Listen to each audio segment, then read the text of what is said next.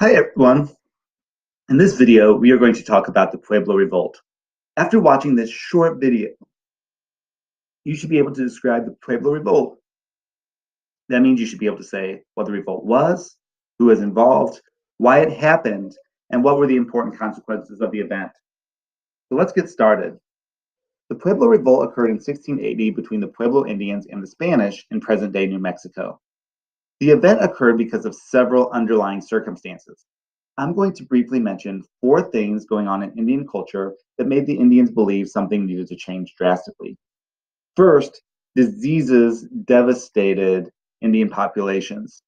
If this isn't always the backdrop of Indian colonial relationships with Europeans, it certainly usually is. Second, the Puebloans were suffering from attacks from their Indian enemies, the Apaches, and the Puebloans probably felt like the Spanish weren't doing enough to stop the Apache raids. Third, the Puebloans were frustrated with the Spanish because the Europeans were simultaneously trying to change, if not eradicate, Indian cultures, while at the same time trying to get as wealthy as possible. And you could probably see why that might be a little bit frustrating. The Spanish were doing this by actively trying to convert Pueblo Indians to Christianity, and in doing so, the European Christians suppressed indigenous practices, which the Spanish viewed as incompatible with Catholicism.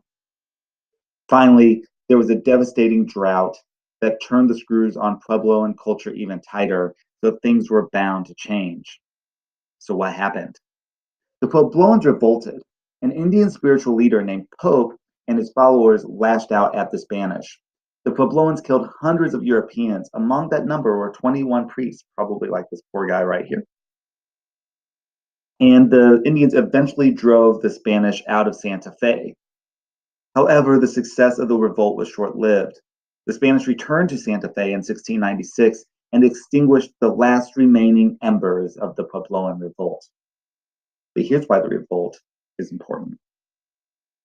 First, the revolt showed that the Spanish needed to change their practices, meaning that the encomienda system cannot stay intact. The Indians were allowed to own their own land, and the Spanish stopped forcing the Indians into essentially slavery.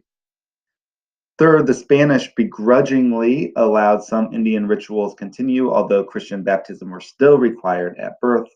And in the long run, the Spanish and the Puebloan Indians were able to coexist. They intermarried and even became allies against the Apache and the Navajos.